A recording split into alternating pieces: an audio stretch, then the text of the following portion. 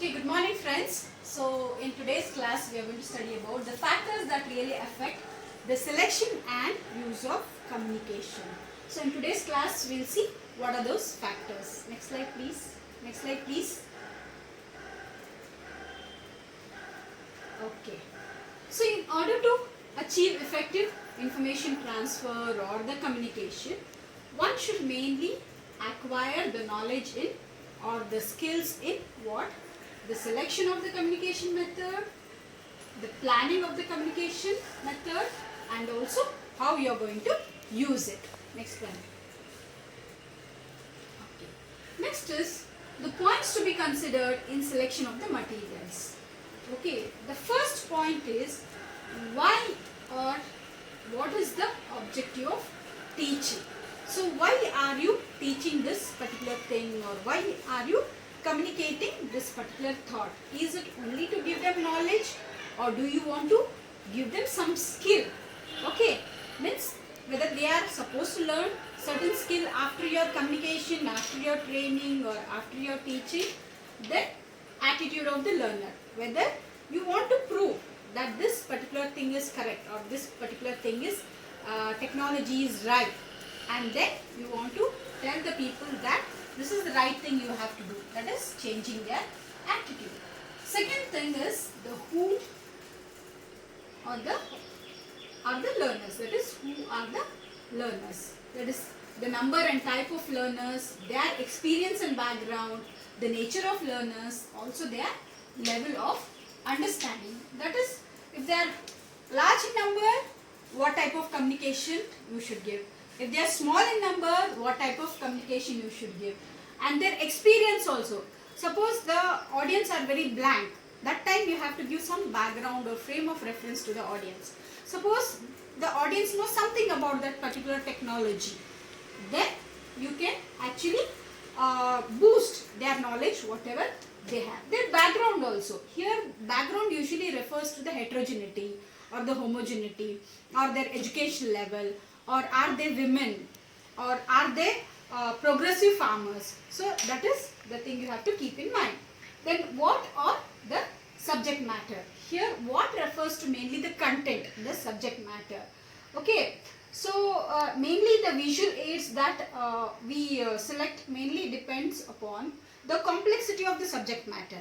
For example, suppose you want to take a class on incidence of certain pest or disease, or you want to take a class on how actually what are the symptoms of vitamin C deficiency.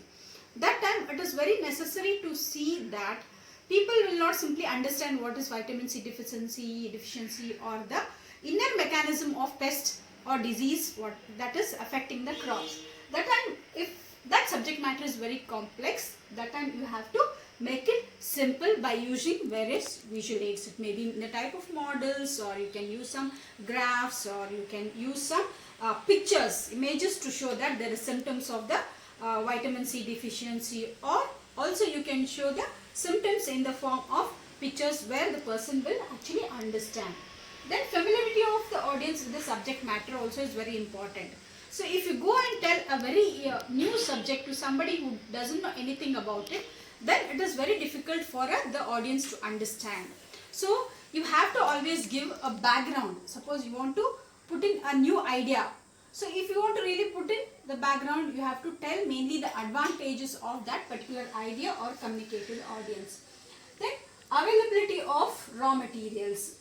Instead of raw materials, I would like to say that availability of materials. Nowadays it is really not that much difficult unless you go to a remotest village or a tribal area.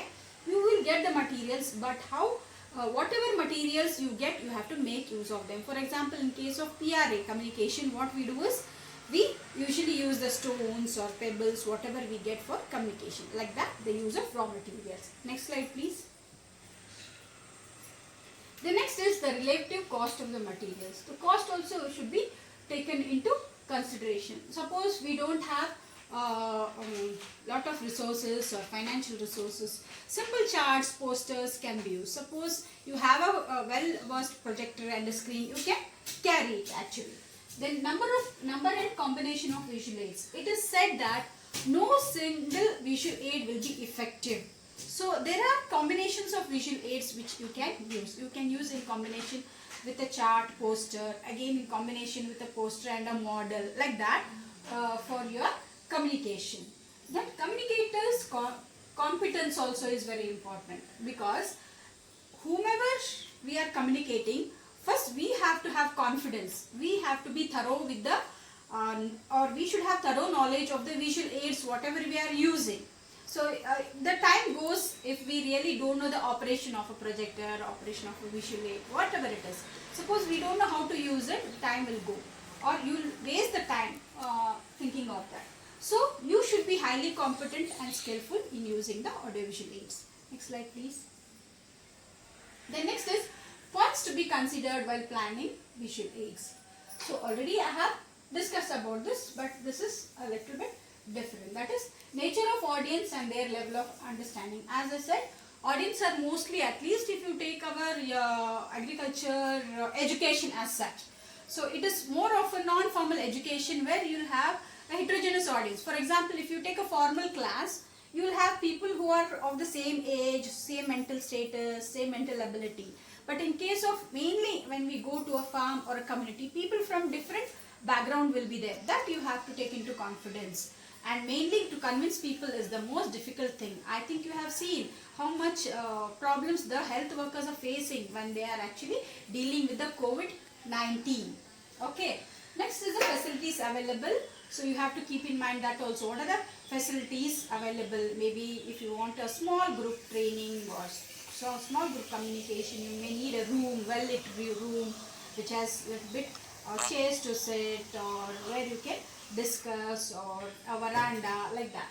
The next, budget provision also is important. So you should have money. Money is the vitamin M which you need. Then the complexity of the subject matter also. I have told about it already. Then familiarity of the audience with the subject. How much the audience knows about it.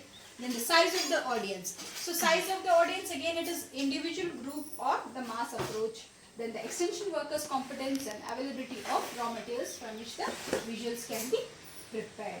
So I will wind up here. The one problem I am facing is I cannot actually upload the videos if they are too long. That's the reason I am making short videos and I am cutting this topic here. Next again I will prepare another video and put. Thank you.